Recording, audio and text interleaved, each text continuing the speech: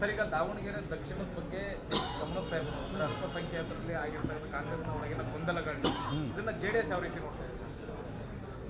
ಇದು ಅವ್ರ ಪಕ್ಷದಲ್ಲಿ ನಡೀತಿರ್ತಕ್ಕಂಥ ಬೆಳವಣಿಗೆ.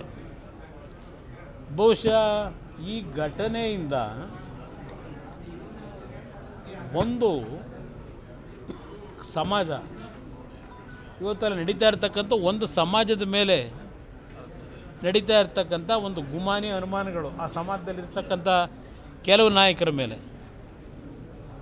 ಈ ಗುಮಾನಿಯ ರಾಜಕಾರಣದಲ್ಲಿ ಇವತ್ತು ಕಾಂಗ್ರೆಸ್ಸಲ್ಲಿ ನಡೀತಿರ್ತಕ್ಕಂಥ ವಾತಾವರಣ ಏನಿದೆ, ಬಹುಶಃ ಮುಂದಿನ ದಿನಗಳಲ್ಲಿ ಆ ವರ್ಗದ ಜನ ನಮ್ಮ ಜೊತೆಯಲ್ಲೂ ಮೊದಲಿಂದಲೂ ನಮಗೆ ಹಲವಾರು ಕ್ಷೇತ್ರಗಳಲ್ಲಿ ಗೆಲ್ತಕ್ಕಂಥ ಸಹಕಾರ ಏನು ಬರ್ತಾಯಿತ್ತು, ಇವತ್ತು ಅವರಿಗೆ ಮನವರಿಕೆ ಆಗ್ತಕ್ಕಂಥದ್ದು ಈ ಬೆಳವಣಿಗೆಯಿಂದ ಆಗಬಹುದು ಅಂತಕ್ಕಂಥ ರಾಜಕೀಯದ ಒಂದು ಅನಾಲಿಸಿಸ್. ಅಂದರೆ ಆ ಥರದ್ದು ಏನಾದ್ರು ಸೂಚನೆಗಳು ನಿಮಗೆ ಸಿಗ್ತಾ ಇದೆ? ಯಾರು ಇಲ್ಲ, ನನಗೆ ಯಾರ ಹತ್ರನೂ ನಾನು ಚರ್ಚೆ ಮಾಡಿಲ್ಲ, ಇದ್ರ ಬಗ್ಗೆ ಯಾರೂ ಚರ್ಚೆ ಮಾಡಿಲ್ಲ.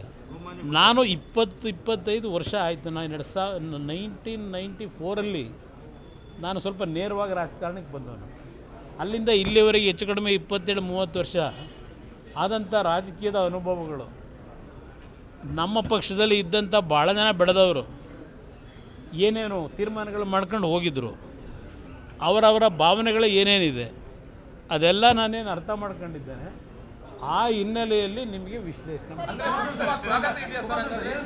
ಮುಸ್ಲಿಂ ನಾಯಕತ್ವದಲ್ಲಿ ಶುರುವಾಗಿರತಕ್ಕಂಥ ತೊಂದರೆ ಇದೆಯಲ್ಲ, ಇದು ಮುಸ್ಲಿಂ ಸಮಾಜನ ಹೊಡಿತಕ್ಕಂಥ ಪ್ರಯತ್ನ ವಿಶ್ಲೇಷಣೆ ಕಾಂಗ್ರೆಸ್ನಲ್ಲಿ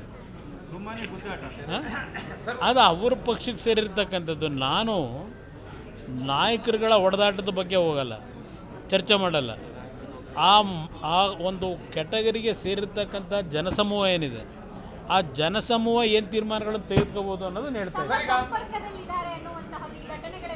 ನಾನು ಯಾವುದೇ ಕಾಂಗ್ರೆಸ್ ನಾಯಕರ ಸಂಪರ್ಕದಲ್ಲಿಲ್ಲ. ನಮ್ಮ ಜೊತೆಯಲ್ಲಿದ್ದು ಬಿಟ್ಟೋದಂಥ ಅಲ್ಪಸಂಖ್ಯಾತರಿರ್ಬೋದು, ಮೇಲ್ವರ್ಗದವರಿರ್ಬೋದು, ಯಾವುದೇ ಸಮಾಜದವರು ಕಾಂಗ್ರೆಸ್ನಲ್ಲಿರ್ತಕ್ಕಂಥವ್ರು ನನ್ನ ರಾಜಕೀಯದ ಕಾಂಟ್ಯಾಕ್ಟ್ನಲ್ಲಿ ಇದೆ. ಸರ್, ಒಂದು ವೇಳೆ ಅಂಥ ಪರಿಸ್ಥಿತಿ ಬಂದರೆ JDSನ ಬಾಗಿಲು ತೆರೆದಿರುತ್ತಾ? ಸಂಪರ್ಕಕ್ಕೆ ಬಂದರೆ ಏನು ಮಾಡ್ತೀರಾ ಸರ್? ನಾನು ಆ ವಿಷಯದಲ್ಲಿ ನಮ್ಮ ಪಕ್ಷದ ಬಾಗಿಲು ತೆಗೆಯೋದೇನು